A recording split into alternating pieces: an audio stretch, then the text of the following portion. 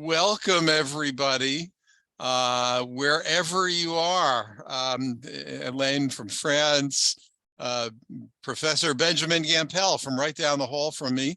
And I actually got a message from one person listening in that they're on a bike, taking a ride while listening. So that's very impressive. As far as I know, that's the first time we've had that experience. But wherever you are, welcome, and so glad that you joined us. I am David Kramer. I'm director of the library at the Jewish Theological Seminary, and we have had the pleasure, the privilege of sponsoring talks and conversations like this for a long time. But when we went to Zoom at the beginning of the pandemic, we found that we were able to bring in a lot of people, and that's great. So here you are, and you will have the opportunity to benefit with all of us together. It's really a pleasure for us to be able to do these talks.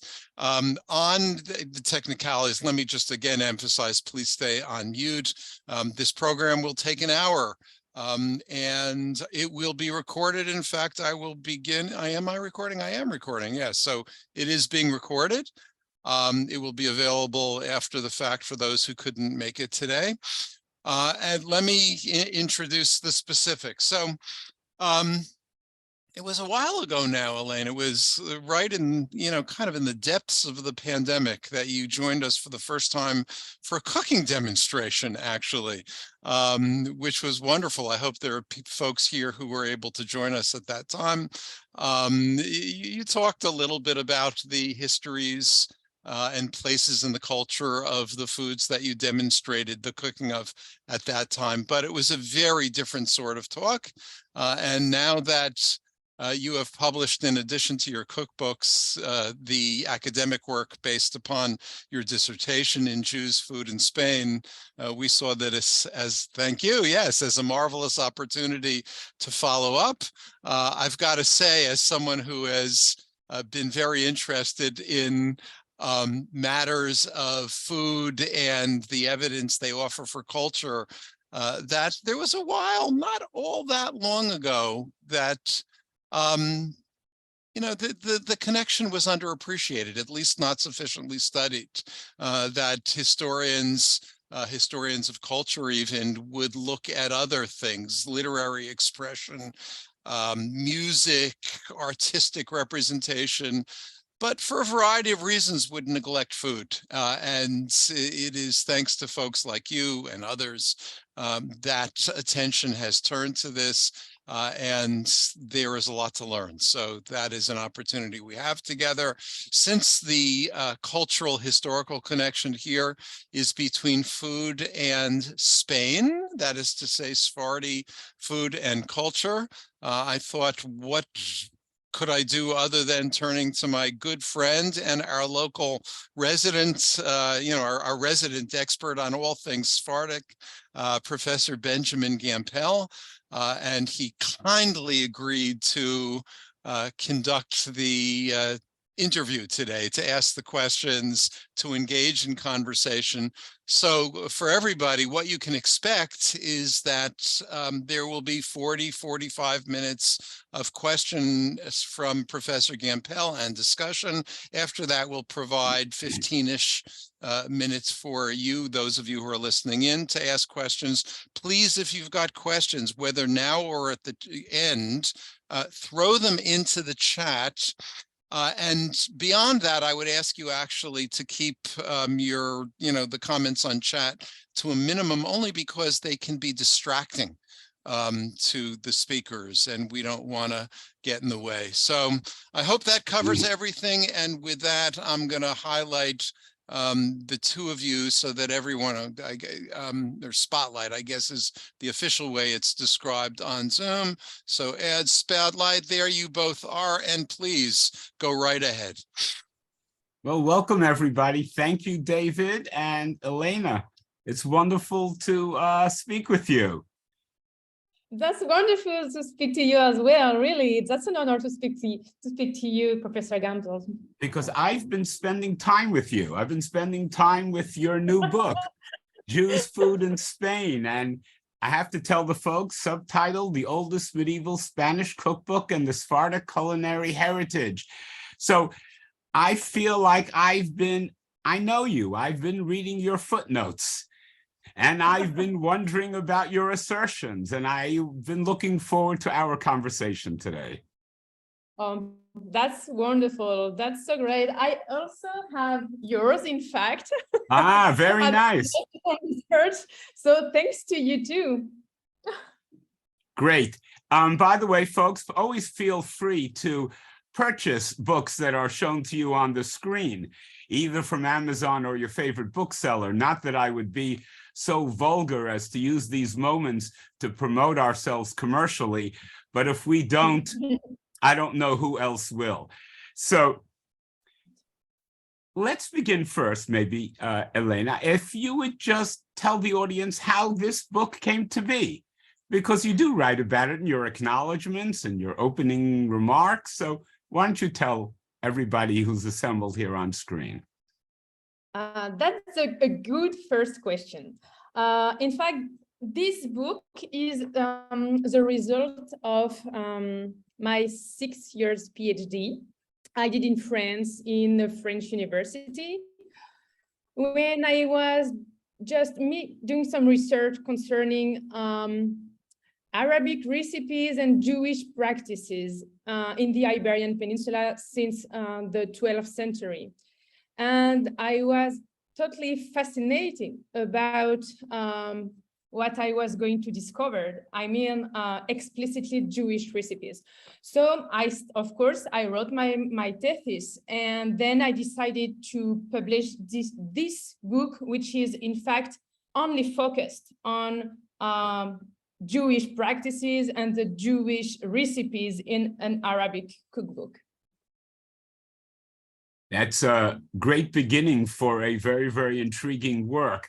Now, the work is focused on a particular cookbook, right? The Kitab al-Tabikh. So I'm going to turn to you to describe it. And also along the way, perhaps, tell us your thoughts about where it was written and what you assert about the timing, when it was written. I think these are very intriguing questions here that we could begin to explore the importance of this cookbook. Totally. In fact, when I started to work on this cookbook, I did it because it was the first cookbook written in Spain.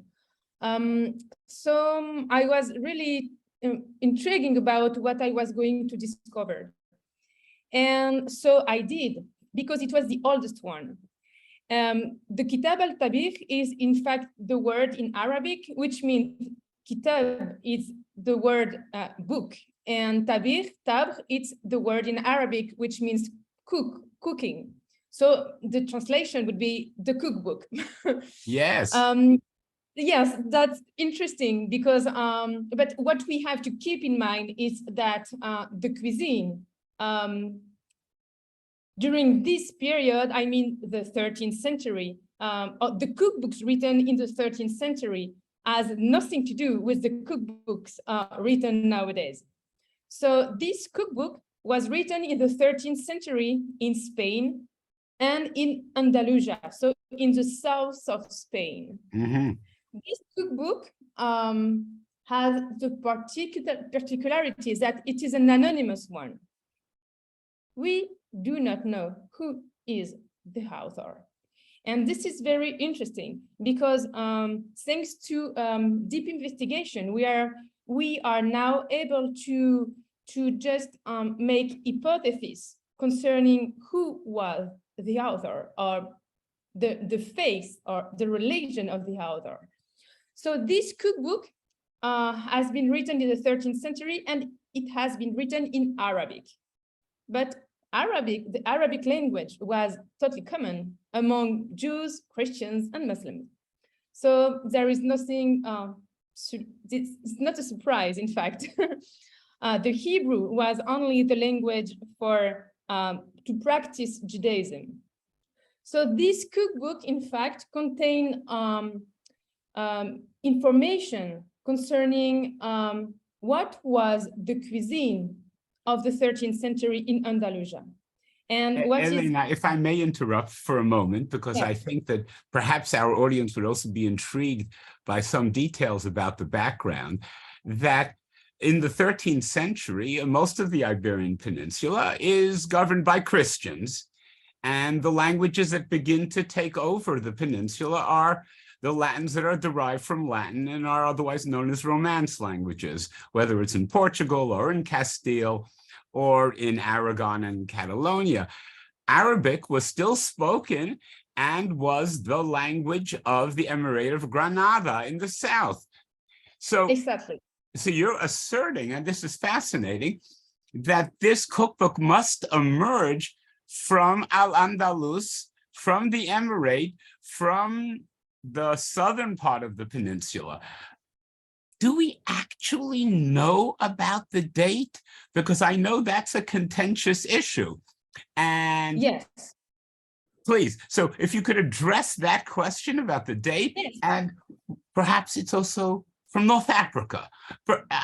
How do we know exactly? What are the clues that brought you to your conclusion? The clues are, in fact, we know that the cookbook has been written between the 12th and the 13th century. In fact, after the new waves of persecutions began in 1165. So this is very important to take in consideration, because since this period, in fact, this period corresponds with the persecutions of the Jews.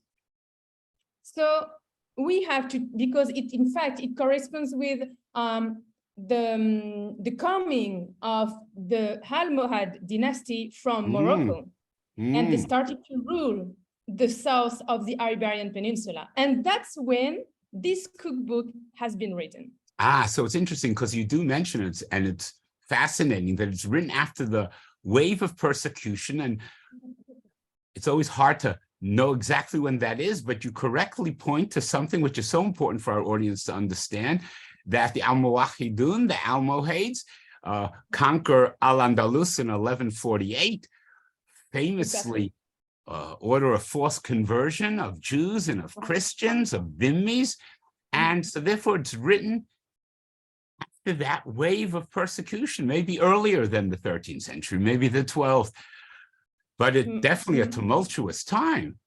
And the author, who do you think, what do you think therefore about the author compiling these recipes at that time? In fact, that's interesting concerning the persecution, as you just mentioned before. Of course, we know about persecutions of the Jews before the 11th century. For example, in Granada, in 1066, we know that pogroms happened there, and more than 2,000 Jews were killed in Granada at this time. And to answer your question, of course, we have in fact information concerning who could be the author. Thanks to the clues that are scattered in the cookbook, we know that the author was not a Christian. He was not a Berber from Morocco too. We can think that it could have been Muslim, but my point of view, it's that he was Jewish, but the context makes that he had to hide his religion and his Judaism to be able to write this cookbook. And thanks to the clues, we understand this. That's a wonderful assertion. Now, maybe for the audience, and maybe even for me as well, I'd love to hear a detailed description of this cookbook, because some folks are on Zoom waiting to hear a history talk, but some folks want to know what exactly this cookbook is about. What foods are being described? Tell us. This cookbook is fascinating. I spent almost 2 years only on this main source, written in a bad Arabic language. So it was not so hard, in fact, to translate and to understand what was written. It contains many errors, so written in Arabic, but it's a book that contains 462 recipes. So it's a big cookbook, 462 recipes of dishes, I mean, because you also have at the end of the cookbook recipes of, in order to make soap or perfume also. So I say only 462 recipes of dishes. Is this cookbook author the author of all these recipes, or is this author, do you see him, and as we were corrected, perhaps her, as a compiler of recipes? Totally.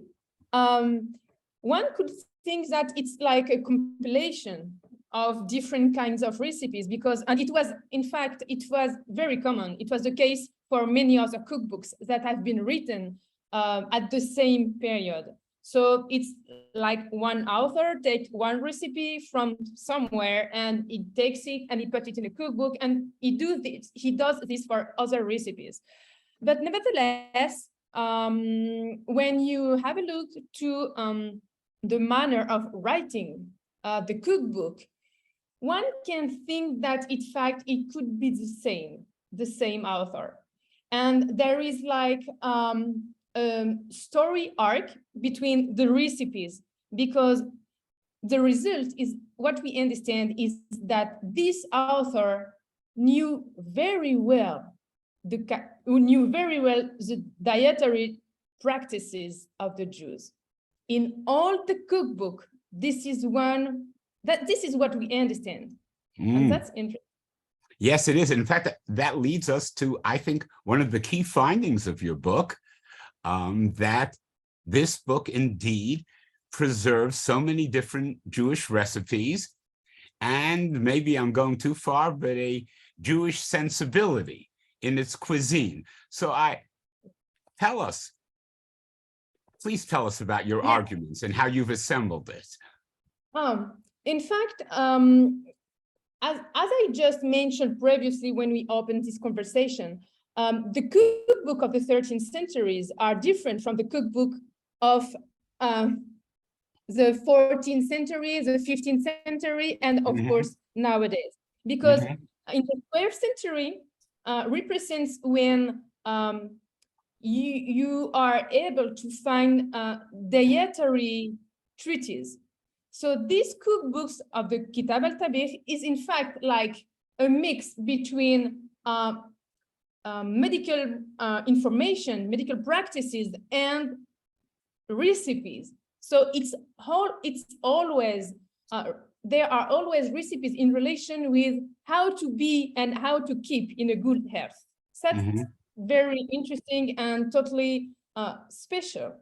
So, and in fact, so parallel to our own day, where health assertions go hand in hand with people offering recipes on how to cook. So this is quite avant-garde. Yes, and Sephardic cuisine is also healthy because it contains a lot of vegetables.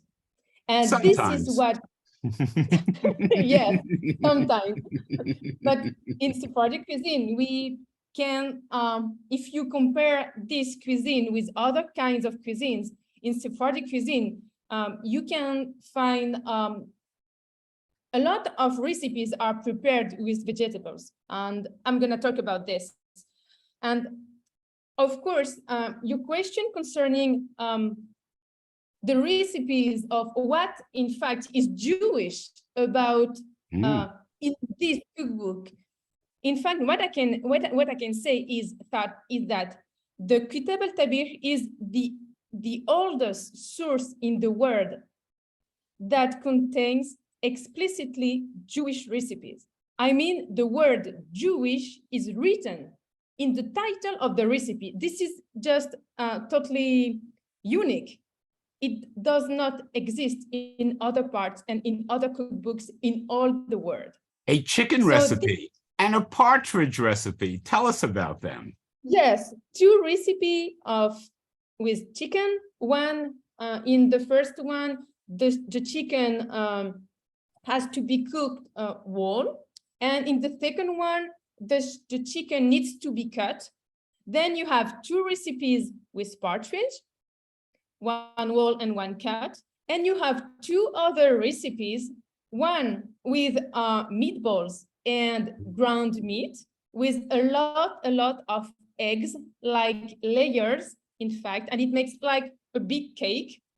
But it was not possible to know what was inside because it was like building layers between meatballs, eggs, and ground meat and eggs. And then you had just to turn it upside down and to cut it, and it was like a big cake. Is it like a terrine, perhaps? It's like? A terrine, in other words? Yes, it's very special because even nowadays I have never found any recipes made by Jews in any part in the world that really looked like what I discovered, looked like this recipe from the 13th century. Mm-hmm. But in fact, it's more the shape, which is very interesting here. And the last one, the last explicitly Jewish recipe, it's a recipe with eggplant that are stuffed with meat. That's delicious. Yes. So I have a question for you because you are sensitive to these issues, and I thought it was wonderful that you called attention to the following, which is the act of calling a recipe Jewish. Yes. What is involved in that act that an author says, here's a Jewish recipe? We could understand it as pride, and we could also understand it, that's what the Jews do. And I'm asking you, what would the valence of that be for a 13th, 12th century audience? This is a Jewish recipe. Okay, it depends. So if we take, if I answer you in the context of the 13th century, because my answer would be different if I answered you in the 15th, 16th, or 17th century. So I'm going to answer you just concerning the 13th century. Good, because we're going to get to that other centuries later in our program. Yes. So in the 13th century, if we have a look to the 6 explicitly Jewish recipes, they do not have anything that could be different from Muslim recipes. Yes. The ingredients are quite the same. And of course, no pork, because Muslims and Jews did not eat pork. And it was very important for them not to eat pork. And that's made the recipes in the 13th century very particular and very special for Jews. We could identify recipes because they did not contain pork. So they were considered as Jewish recipes. But if you want, in the time of just identify Jewish recipes from Muslim recipes, it was very hard because in the market, a poor Muslim and a poor Jew had an access to the same food. So the 6 explicitly Jewish recipes did not have any difference with the Muslim recipes. Nevertheless, what we are going to talk now is about the hidden recipes that were Jewish, but they did not bear the term Jew in the title. The term was Yehud or Yehudi in Arabic. So we have in the Kitab al-Tabikh Jewish recipes. We know, in fact, I discovered that there were recipes made by Jews, but they did not bear the term Jew or Jewish in the title.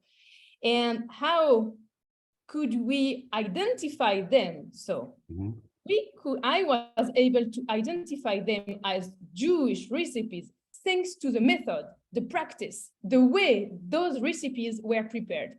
And in fact, if you have a look or in the long term, what make a recipe, especially Jewish, it's more the way that this recipe is prepared and not the food. Of course, no pork, no, so the foods that respect kashrut, of course.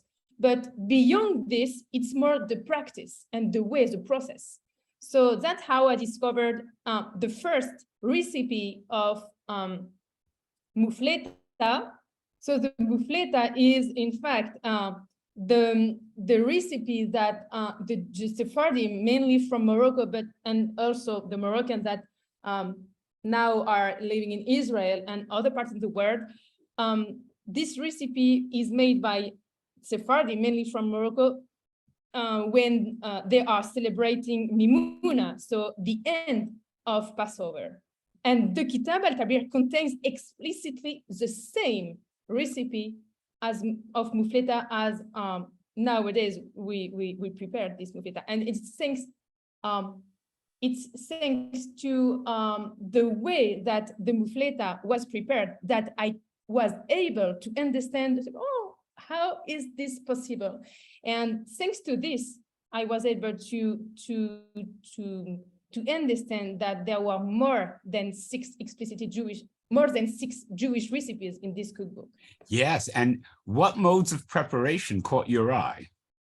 Oh, mainly, in fact, what is interesting, it's that the mode of preparation, we have buried dishes, stuffed dishes, and dishes that needs to be cooked all night. That only concerns, this also only concerns culinary modes, culinary method. Then we have other, or for example, the use of sealed pots, and so we could not add ingredients, food, and this was obviously for Shabbat. Yeah, and that's always what's striking is because you have certain modes of cooking and how to be clear and assured that it's really Jewish. And for example, let's say a sealed pot, because we know in other cuisines, you know, from Chinese cuisine to Northern European cuisine. So even today, you know, wrapping things in ceramic pots and burying them in the ground or sealing them. Now, obviously for the Jewish tradition, it evokes Shabbat, it evokes other images. Yes. So we're always wondering how we can make those distinctions. But you do mention one thing, and then I'd like to follow up with one, is the removal of tendons in a particular dish. Exactly. If you could tell us about that. Yes, of course. And if we talked previously concerning the method of cooking, but of course, let's talk about the food that was used in the Kitab al-Kabir. So just keep in mind that the Kitab al-Kabir was written under an Islamic dogmatic under Islamic dogmatic context. So it was not good for Jews at this moment in Andalusia, okay? And, sorry. So what happened? Muslims did not have any reason to use a sealed pot.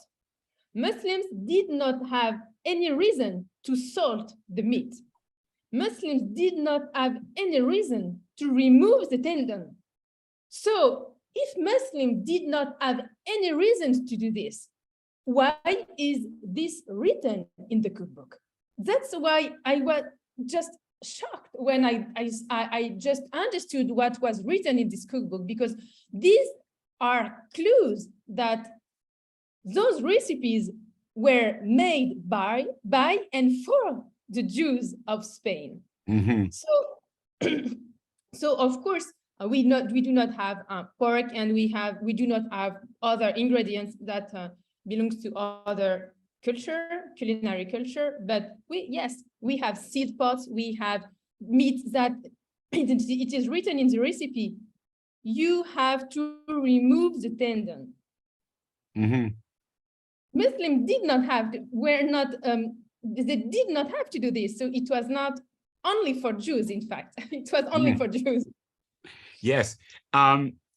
You also make interesting claims about eggplant. Yes. So maybe let's spend a few minutes on eggplant. I know for the eggplant lovers in the audience, maybe they'll get a special pleasure from hearing from you about that. Eggplants are my favorite. Are they?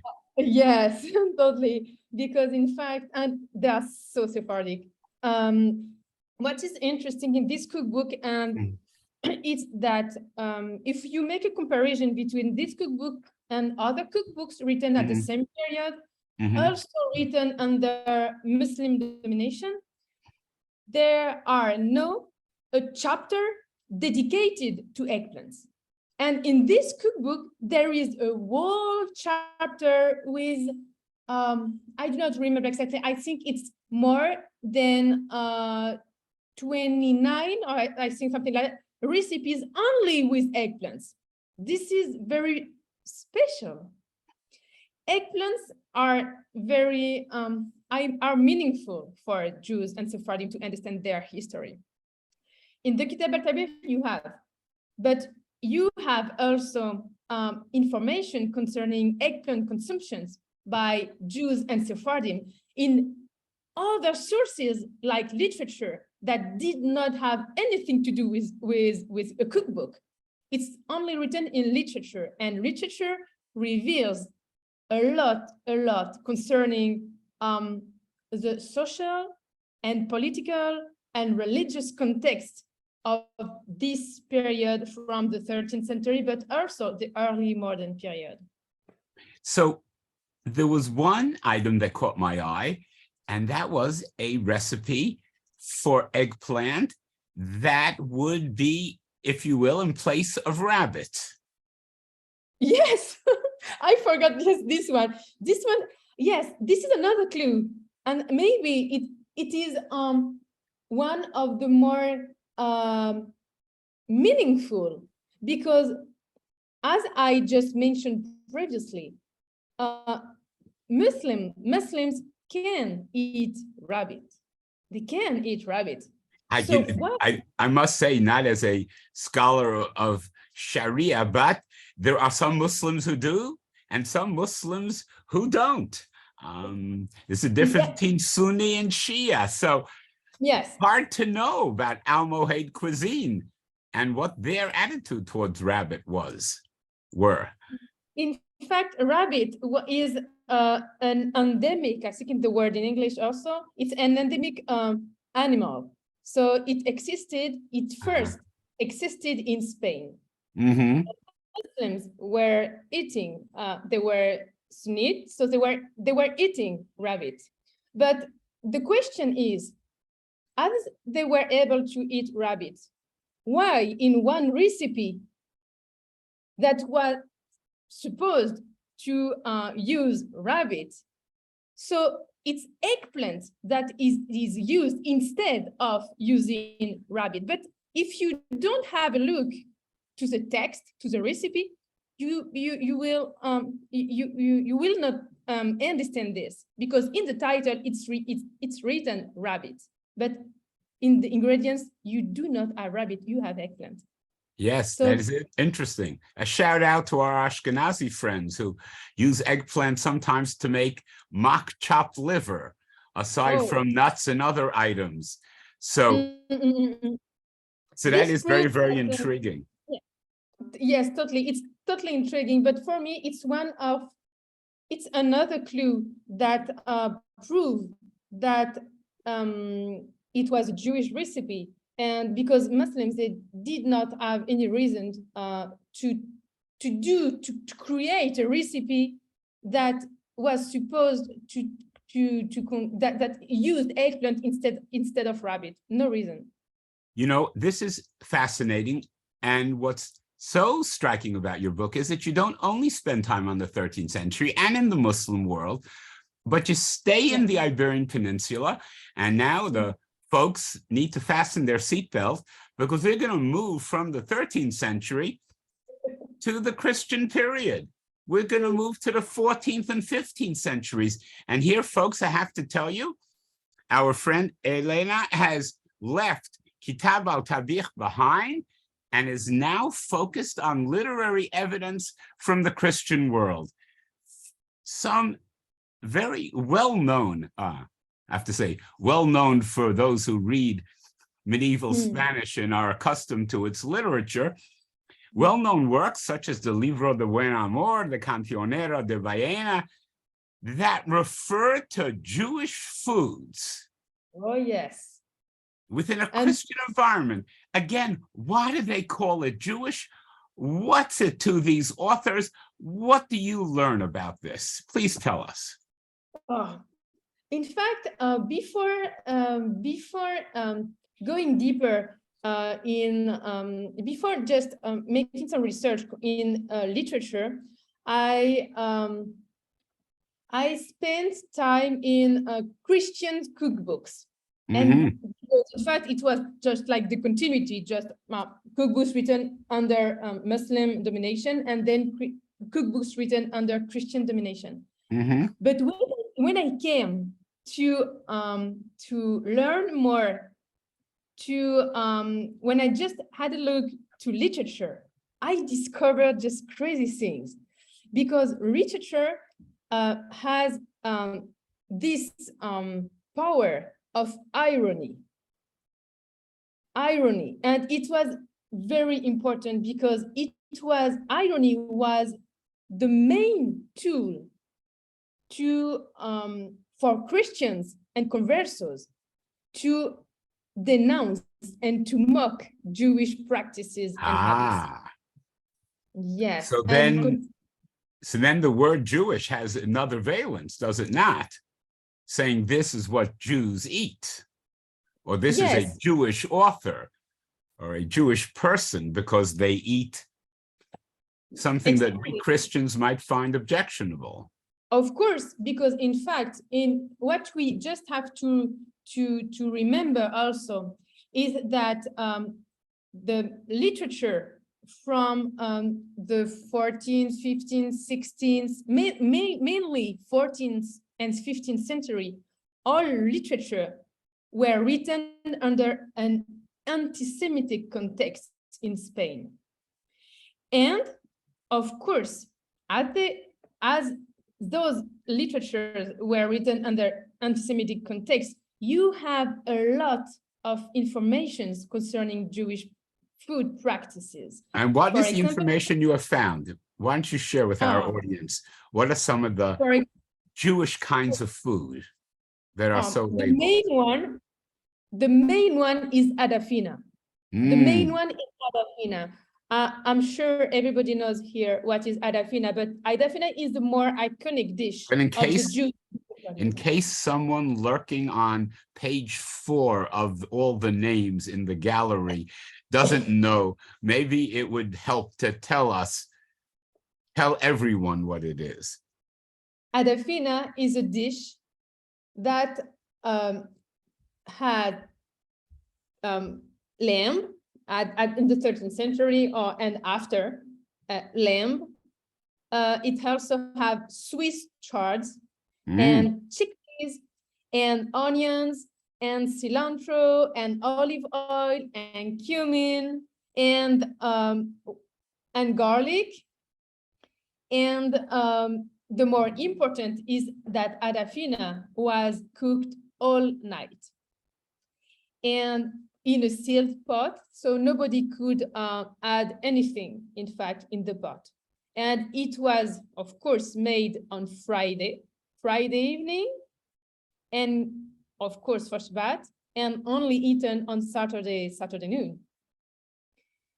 That's an iconic dish because you can find references to Adafina consumption by Jews and conversos in Spain in literature almost everywhere. For example, in the Libro del Buen Amor, so the Good Love, that dates back to the 14th century. You have evidences concerning Adafina consumption by Jews. I can read to you maybe a small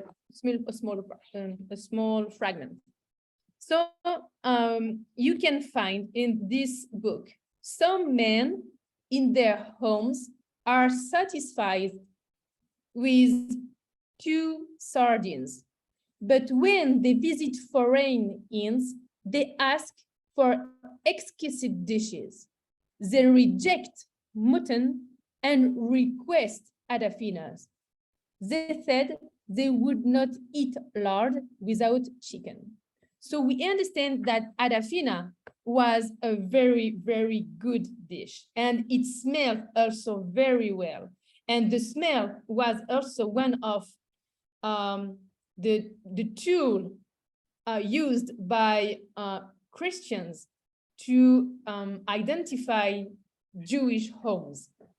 And it's used also later, as you mentioned, starting in the late 15th century and through the 16th century in inquisitorial documents. And I know, because I've always been struck by that as a historian, how do we know exactly whether these people who are accused actually ate these foods, or does everybody know these are Jewish foods and it becomes almost like a standard accusation? Jews love so much garlic, which might have a particular support in our, at least our contemporary knowledge. But these inquisitorial documents tell us so much about Jewish recipes, don't they? Yes, you're right. You're right. In fact, if you have a look, I spent also time in Inquisition trials, and I think it's now my favorite source because it reveals a lot concerning Jewish food, Jewish practices, converted practices, political context. And you have mentions of Adafina in trials, Inquisition trials. And in fact, Adafina is the only dish that bears a name in the Inquisition trials.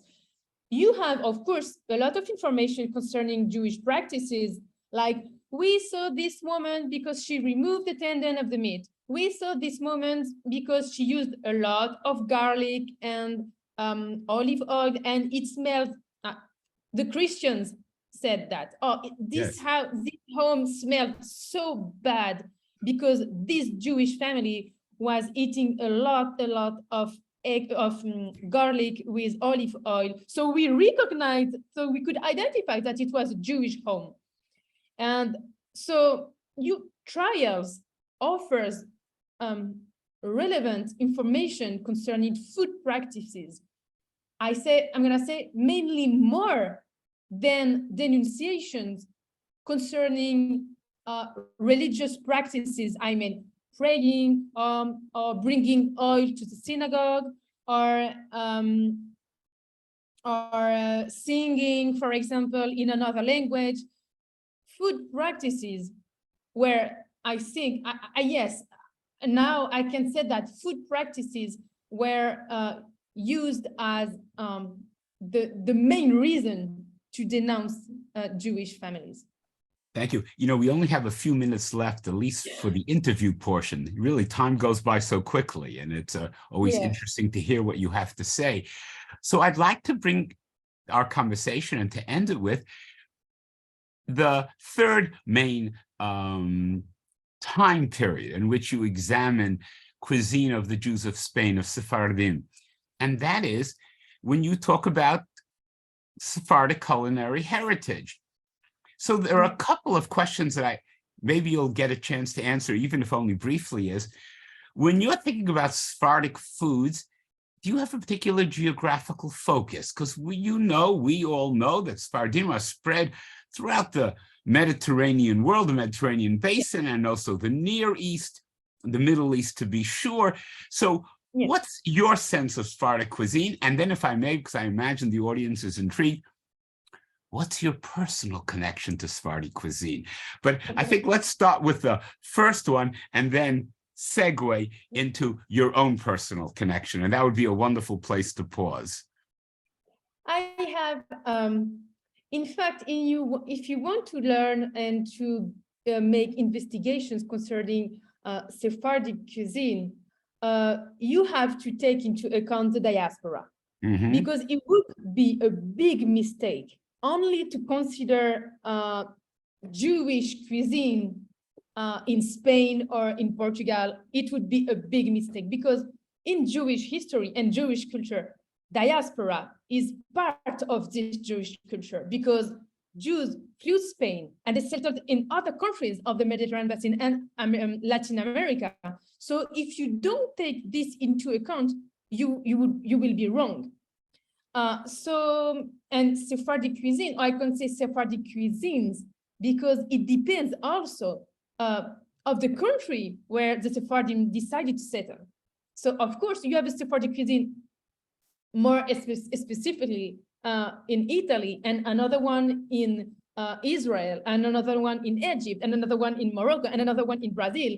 But those are all Sephardic cuisine. It just depends of where the Sephardim decided to go, or were able to go, maybe. So, so the diaspora is in fact my focus, because we have to take this into account, and this makes my work even more hard, because we have to take the whole diaspora. In fact, my connection with Sephardic cuisine comes from my father's side, as we are Sephardic. And we live in the south of Spain, in Andalusia. So I am right in the right place concerning my topic. And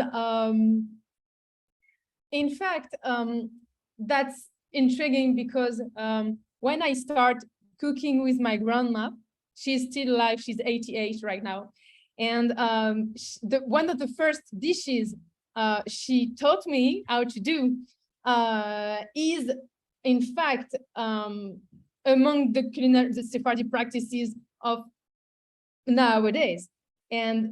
But it finds its origin in the early modern period. So when she taught me how to do Swiss chards with chickpeas and onions, or for example, when she taught me that for Passover, you have to make sardines with chickpea flour and not using wheat flour. This is my main connection from the heart. We should pause right now for a moment so we could turn the floor over to Dr. Kramer, and who probably will have fielded by now many questions that he will turn to you with.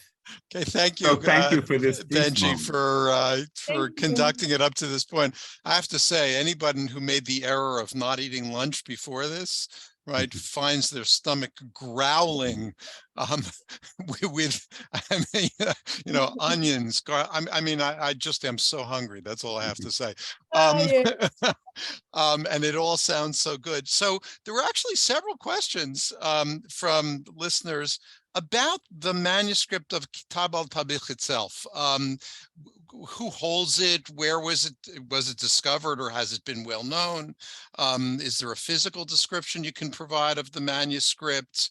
You know, what's the material on which it's written? Is it in codex form? Just you know, what is this manuscript that you worked on? No, this manuscript is in fact, the folios, the sheets are quite small, like this. It's not a big cookbook. It's written in with black ink, but sometimes you have red ink. It's not well written, as I told previously. It has a lot of mistakes. This means that the copyist, the man who copied the cookbook, because this cookbook of the Kitab al-Tabikh is not the original one. We lost the original one, but this cookbook is known by two different copies.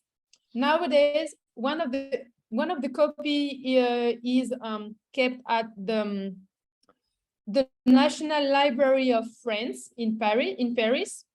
And dates back to the 17th century. And another one is, in fact, in the National Library of Rabat in Morocco. and is just older.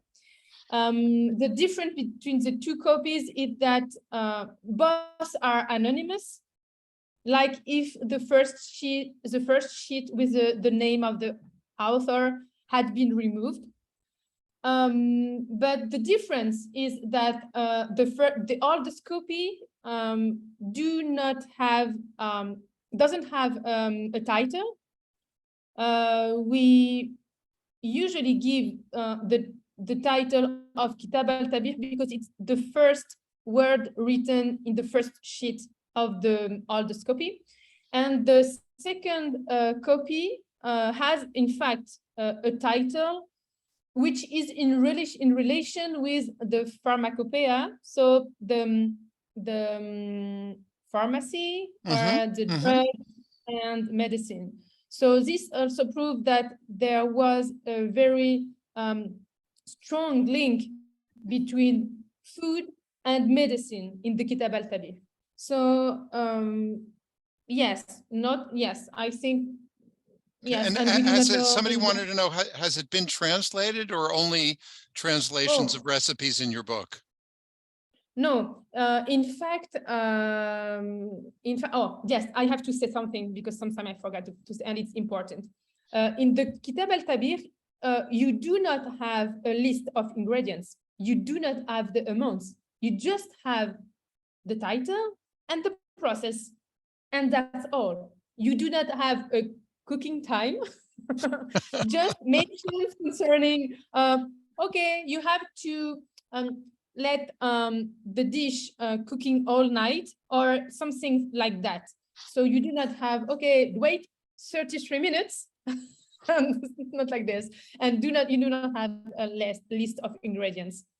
So okay, no, that's typical of medieval so-called recipes, right? That they don't provide that. I remember once I tried to make, Maimonides includes a recipe for charoset, right? And I tried to make Maimonides charoset, but without quantities, and I had no idea how it would turn out.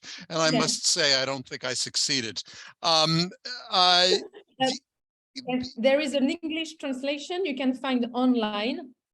And you can also find now a French translation, and there is, but it's very recent, and you also have a Spanish translation that dates back to 1965, but it also contains mistakes. So here we are. Okay, great. A couple of listeners wanted to know, have you made all of these recipes for yourself? Do they find their way into your cookbooks? What's your personal relationship to the recipes? I'm a cook, so I cook a lot and every day, and I love eating also. That's a good thing too. In fact, in my French, my mother is French. I discovered like 1 year ago that her father, so my grandfather, was Ashkenazi, but he was adopted very, very young. So and raised in a Catholic family. But in my mother's side family, they are all butchers, caterers, so bakers. So in fact, we love eating and we love cooking. Okay, good thing. Benji, do you incline in the direction of recipes like this, or do you prefer the old Ashkenazi stuff? Hey, I think a lot of us are omnivorous in that sense, and we don't pick one cuisine over another. There are always foods that remind us of home that we like to cultivate, but every time we hear of things that are different, we wonder what it would be like. In fact, that you're giving me a wonderful prompt to ask Hélène something that we didn't talk about, and that is, you actually do include recipes in this book. In what originally starts out as an academic treatment, and then you actually do provide recipes and some suggestions how they should be made. Do you want to tell us about them? Maybe our audience would like to hear about those recipes. Those recipes I mentioned here, you mean? Yes. In fact, I of course, as it's an academic book, I could Yes. not include a lot of recipes, but the recipes are in my other cookbook, so Sephardic Cooking the History, where I decided to put 57 recipes. So here, so that's different.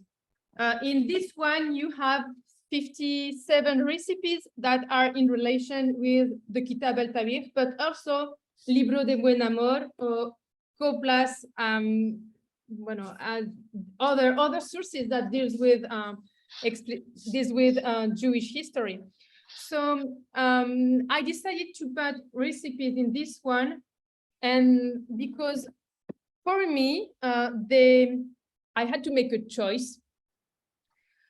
And for me, they reflect, in fact, what was obviously the cuisine of the Jews in the 13th century.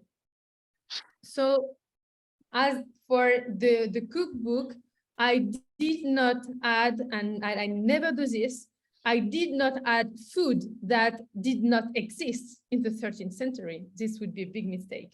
So I think that I offer the recipe of the murakaba, the mufleta, and other recipes, because they are, for me, that the recipes that reflect best, in fact, the context.